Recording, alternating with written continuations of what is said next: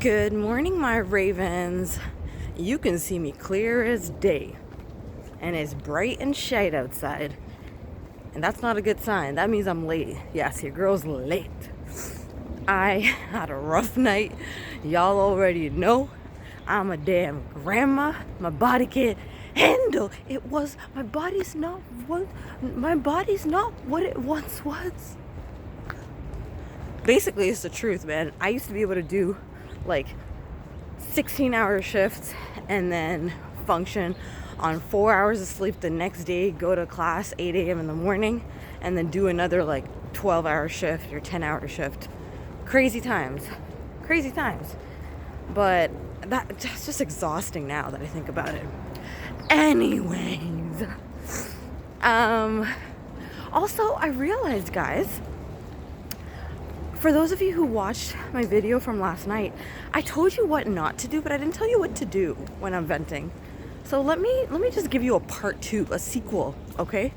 So what I said is, when I'm venting to you, I don't like when people start to advise me and say, yeah, but you should da da da da, or yeah, but what if they were da da da da da. In an advice type situation, like they make it an advice type thing, I would rather, if you don't know how to handle me, just ask what I would want.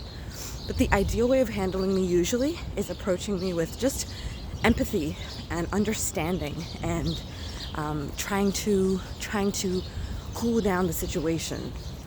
I understand that would have frustrated me too if so-and-so did this and this and this. Or, you know what, you're right, it's just like da-da-da-da-da-da-da. If they were to do this, you would have already had the same response too. Like, be there with me. I'm up here. Don't try to bring me down. Just try to just keep me there. Keep me from boiling over, right? So yeah, that's what I want. Let's say what we're grateful for. I'm gonna say I'm grateful for my sister. Yesterday, guys, I have a problem, okay? Fried foods, I cannot help myself. I get so tempted. So at the event, since it was a very prestigious event, they had some, I was gonna say they had some edibles, but what I meant to say is they had some finger food, like some appetizer type situations, and I was just getting super tempted. And after I finished my shift, I was like, I wanna go grab some food, yo, I'm hungry. The last time I ate was like at 12 o'clock, and it was by that time 9 something. So I couldn't fight the temptation because I wasn't sure if I was allowed to go eat or not, and I should have just asked the event organizer. That's the correct thing I should have done. So my mistake, I should have asked the event organizer, hey, my shift is done, do you mind if I just grab a spring roll? Done. If she says no, then at least I know I'm not allowed to be eating. If she says yes, great. I don't have to feel self-conscious while I'm grabbing like I'm doing something bad, you know? But instead of that, I just went and I grabbed a spring roll. Wrong, don't do that. I did something wrong. And my sister saw how guilty it made me feel. And she saw how like sneakily I was eating it, and I was just like, oh my god, it's fried and it's so good. Don't worry, yeah, they fried it in different oil than meat, so I was good to eat it. And my sister, after the event was over, she's like, I remembered how bad you felt about the spring rolls and how like you were eyeing them. So she grabbed me a plate and brought it home. I thought that was so thoughtful and sweet. That was so sweet. That was just super sweet. And you know, those are the kinds of things that we do for each other. That's the way our parents have raised us.